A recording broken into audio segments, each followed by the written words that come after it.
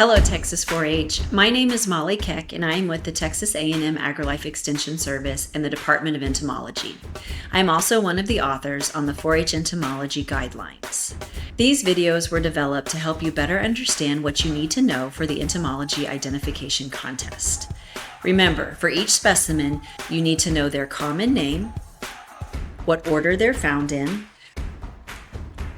what their life cycle is, what type of mouthparts they have, their host or location or where they are found, and their significance. Are they a pest, beneficial, inconsequential, or variable?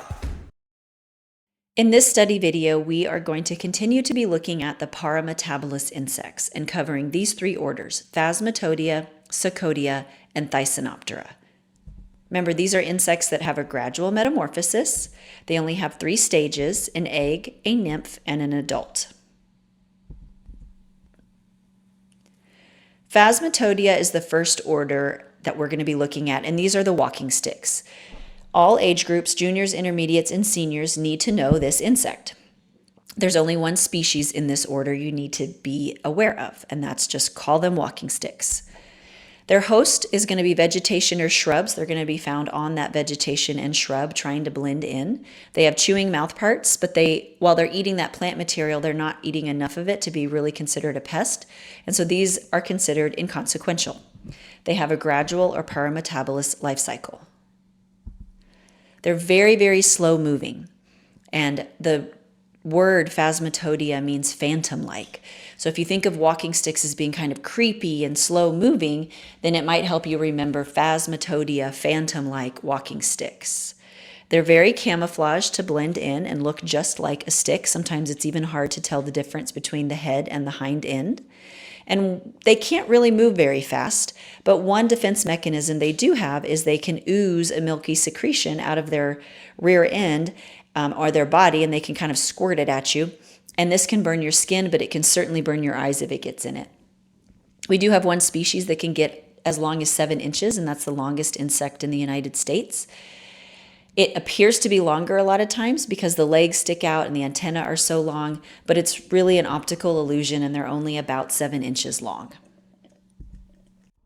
Psocodea is a new order name that includes the bark lice, the book lice, and the true lice. Previously, the true lice were part of their own order, but now we're grouping together bark lice, book lice, and true lice. Their host can vary: tree trunks versus animals, depending on which specimen or species you're looking at, and they're either inconsequential or a pest. They do all have, in this order, the gradual or parametabolous life cycle, but their mouth parts can also vary. They can either be chewing or mandibulate, or they may be piercing, sucking, aka haustellate mouth parts. This group, bark lice and book lice, are one single specimen on the contest, but they actually are 2 different looking insects, and they do 2 different looking things. So bark lice are insects that are found on trees. They usually don't have wings, but sometimes they can have wings like the one on the right. Sometimes the specimens are very pretty colored like the one on the left. They kind of have the body shape maybe of a termite, but what I see when I look at them is the shape of the head and these long skinny antennae that come off of them. That is usually what tells me I'm looking at a bark louse. They can make silk and wrap the trunk of the tree with silk, and so that can be concerning to people, but it doesn't hurt the tree. So these are considered inconsequential. Underneath that webbing, they're probably feeding on fungi, algae, lichen, dead plant material, just stuff that's on the bark. They are not hurting the tree, and they don't hurt other plant material or anything like that. So they are considered inconsequential with chewing mouth parts. Book lice have the same body shape and the long skinny antenna as the bark lice, but they tend to be found inside, and they're usually lighter in color, kind of whitish. They have that long antenna still. Inside, they are feeding maybe on paper products or on grain that is what is considered out of condition, meaning that it's gotten moisture in it and it's moldy. So it's probably not something you should consume anyway. But so they're really an indicator that something is going on with that grain, or that the paper products have gotten too wet. So for that reason, they're also considered inconsequential. They do have chewing mouth parts. The book lice, bark lice have chewing mouth parts and are considered inconsequential. The true lice group in Psocodea are going to be found, depending on what they feed on, they're very host specific, poultry, maybe humans, swine, cattle. They are definitely considered a pest, and they have that gradual life cycle parametabolus, and they vary. There are chewing lice and there are sucking lice. So they could have haustellate mouthparts or they could have mandibulate mouthparts. The one louse that everyone needs to know is the head louse. Louse is singular and lice is plural. So you have a lot of head lice or you see one head louse. These have piercing and sucking mouthparts, so they're going to go to the base of your head and they're going to pierce into your scalp and they're going to suck blood, and their spit that they kind of backwash into you is what you find itchy if you have lice and you have an itchy head. They're small, they're flat, they don't have wings even though they should. They've lost wings because they would get in the way.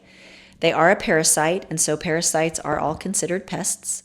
And the host for the head louse are humans. They're found on mammals and they're found on the head. Chewing lice need to be known by intermediates and seniors.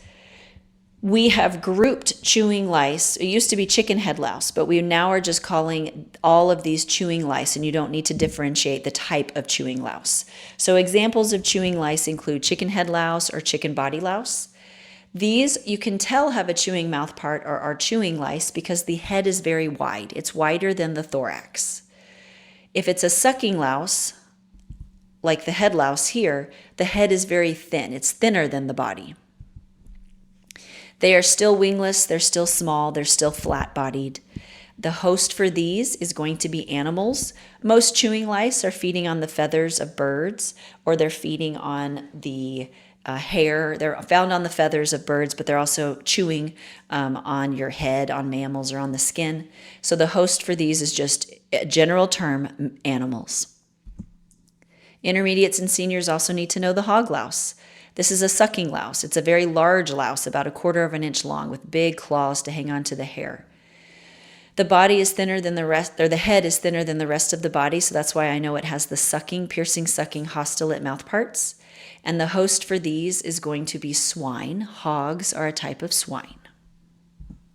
And then finally, for intermediates and seniors, the short-nosed cattle louse, so also a sucking louse, very small. The host is cattle. The name of where it's found is in the name of the insect, so that would make it pretty easy if it was a matching question. And our final order for this study material video is Thysanoptera, which are the thrips. Thrips is plural and it's also singular, so it's 1 thrips and it's 15 thrips. They're found on flowers. They're considered variable because there are many species of thrips, and some of them can be predatory, eating spider mites, eating other thrips, eating little insect eggs that might be doing damage to those plants. Some of them are inconsequential. They're not really doing anything bad. And then other species can be damaging to crops or to flowers. These are very small insects. They're only about the size of a hyphen on a piece of paper. And if you have roses, hibiscus, or other flowering plants, if you go outside and you shake those flowers onto a piece of light paper, you might see these little splinters, these little brownish things fall out and maybe move just a little bit. Well, those are thrips. They're incredibly small. And one thing that's unique about them is that their wings are fringed. So they have a wing that kind of has feathery look to it. And the other thing that's different about them is their mouth parts are called rasping. It's a type of haustellate mouth part, but it rasps. So it will, they'll kind of scratch at the plant and then let those juices ooze out, and then they suck up those juices. So they have a haustellate mouth part, but we call it rasping. For more information, study guide materials, and more, please visit the Texas A&M Entomology Department Extension website. Visit entomology.tamu.edu/extension. Scroll down and click on 4-H and Youth Programs.